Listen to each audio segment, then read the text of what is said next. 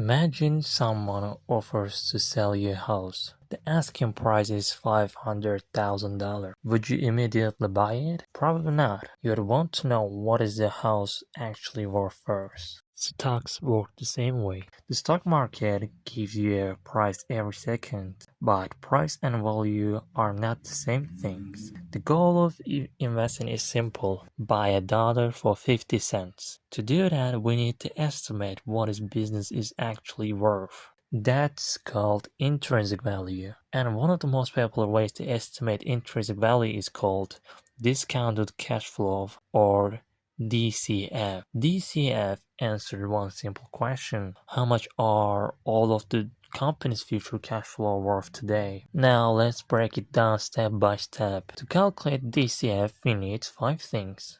First, free cash flow. This is the cash a company actually generates after paying all its costs and investments. And second, growth rate. This is tell us how fast that cash flow might grow in the future. Third, discount rate. This is how we convert future money into today's value. Fourth, terminal value. This is estimated value of the business after our forecast period.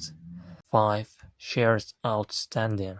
This is the total number of shares used to find the value per share. And now let's start with the free cash flow calculation. The formula is free cash flow equal cash flow operation minus capital expenditures. Think of it as the money the owners could theoretically take out of the business. Now let's look at the 5 years of free cash flow. Okay, this is our numbers of 5-year free cash flow, and 2020 is $100,000, 2024 $150,000. The next step is estimating future growth. One simple method is using CAGR, which stands for compound annual growth rate. The CAGR tells the average growth rate. Using our numbers, we have a formula like this one. Once we plug the data, and I'm going to show you how we calculate our CAGR.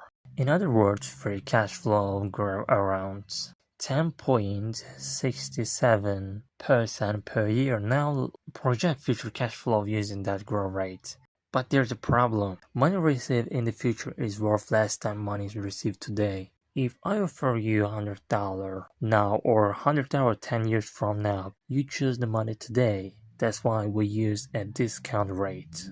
The discount rate adjusts future cash flow back in today's dollar. Using a 10% discount rate, we calculate the present value each projected cash flow. After discounting all 5 years, the total present value is the most important part of the model, terminal value. We need to estimate the value of all cash flow behind forecast periods. Now that's we use the Gordon growth rate using year 5 free cash flow and growth rate 2.5% and discount rate 10%. We get a terminal value like this, and I'm showing you how to calculate right now how I get this number, discount value. But then we need to discount that back to today's dollar, present value of terminal value. Now we add everything together, present value of forecast cash flow plus present value of terminal value, and total intrinsic value is this number. And if the company has 100,000 shares outstanding,